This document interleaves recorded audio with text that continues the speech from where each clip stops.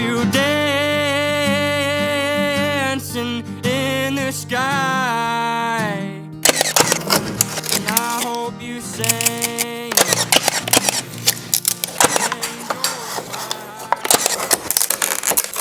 I'm Steve Northgate, welcome back to the channel. So today I'm going to show you how I shim the windows.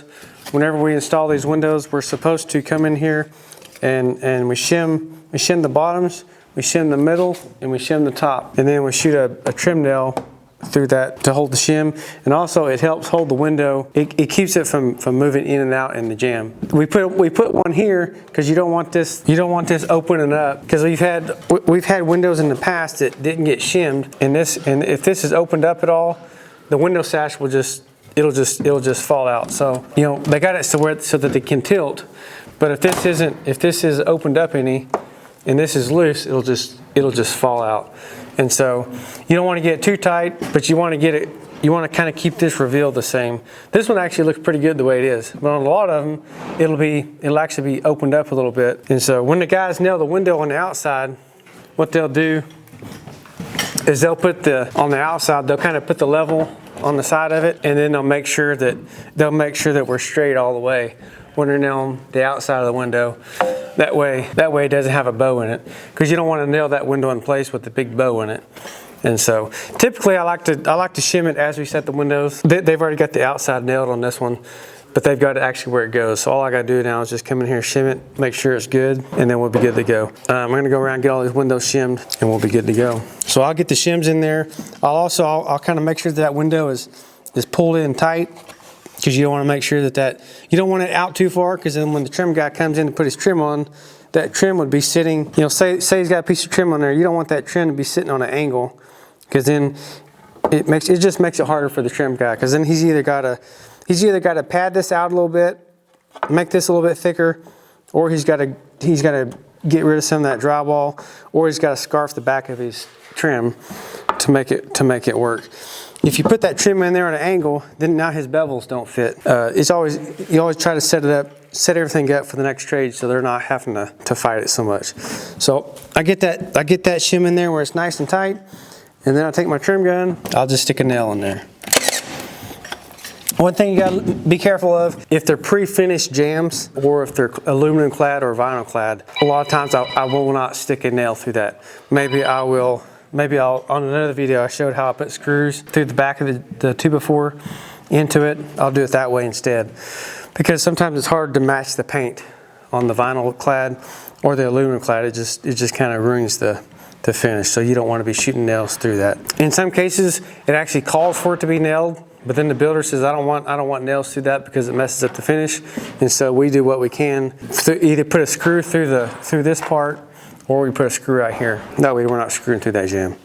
So that's one thing you gotta look out for. Find out if this is a pre-finished jamb or not. Most of the time, the ones we deal with, they're just primed, and so they're gonna paint it again later. So it's not that big a deal. We're gonna do it with my shims. And also, whenever you're sticking the shims in there, I don't wanna shim just the extension jamb. I wanna shim the actual window itself, because that's what I'm trying to hold from moving around. The extension jamb could actually flex a little bit, and it won't matter so much. So now I got that one good. I'll stick it. What I'll do is I'll kind of pull this in as I nail it, and I'll just stick a nail in there, and then I'll come through and cut these off. Sometimes I use the multi-tool to cut these off. I don't have it with me today. Mine actually stopped working on me, so I gotta get another one.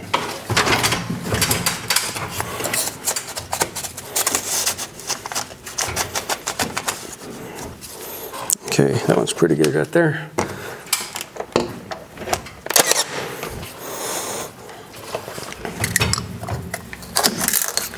So leave me a comment if y'all have any ways y'all do it differently, but that's how I like to do it. That's how I've shown how to do it. That's how we had a window rep come out and talk to us, and that's how the window rep of this company, they actually came out and showed us how to do it, how they wanted it done for their warranty. He even actually told me that when you install the window, you get it level, you get it plumb, you get it square. But even then, sometimes when you raise the window up, the reveal might be across the bottom, might be off a little bit. He actually told me that sometimes you gotta tweak it out of level just a little bit or out of square to make the sashes work. I don't like that, but unfortunately that's how sometimes it works that way. So what I'll do is also I'll double check to make sure that the guys did get these guys. What I want to do is make sure the reveal is the same all the way across, so you can kind of see the daylight across there. Because what you don't want to do is have, when they nailed the window on the outside, you don't want to have a hump in that window. Because on the vinyl windows, sometimes they have a hump in them. And so you want to get that as straight as possible. So sometimes it requires you to kind of push down a little bit while they nail it. But they did a good job on this one because it is, you can see daylight, it's the same all the way across there. It's just slightly different, maybe a 30-second over here. And it's tight over there, but it's really close. It's hard to get them 100% perfect because they are vinyl windows, and the sashes, you can take the window sash and you can twist it back and forth just a little bit. So as long as that's really close right here, and then whenever we shut the window, it latches really good without having to put a lot of pressure on it. Make sure it operates good.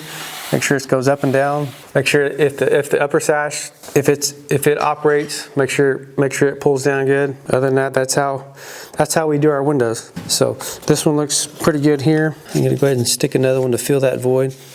I got it tight in the back, and then I just want to get that good and tight.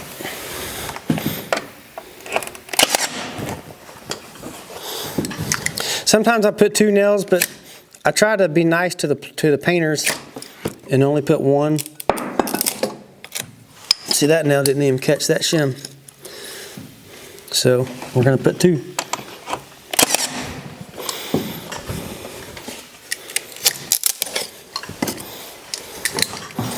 Get the level.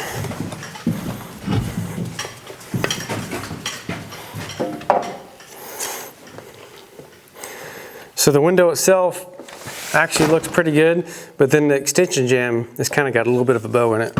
So what I'll do is I'll make sure I shim the window itself where it goes, where it's at,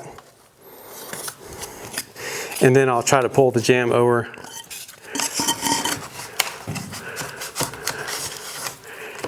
So I'm tight back in there in the window, and now I got a little bit of room. I can kind of push that jamb just slightly to get it straight.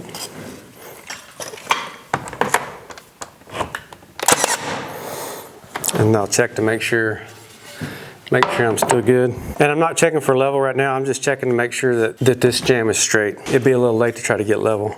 And every once in a while, these extension jambs, depends on how they're installed. Sometimes they're just slid in, and so every once in a while you'll have an extension jamb that maybe it has shifted on the window itself.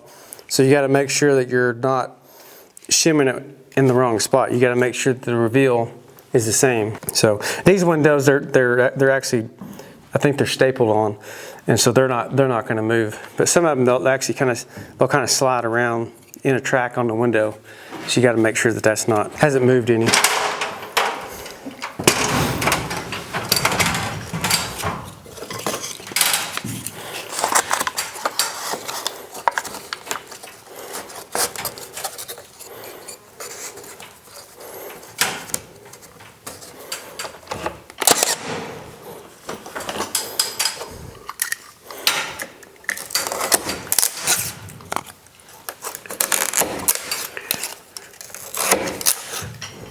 Okay, so now that window's shimmed, it's been shimmed, it's been nailed, it's been flashed on the outside.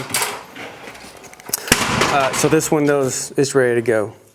So now they can come in, they can foam around it, they can do all their whatever they're going to do. So that's how I shim the windows. Y'all let me know. I'm sure there'll be some different ways how y'all do it, but that's typically how I do it. And I hope you dancing in the sky, and I hope you sing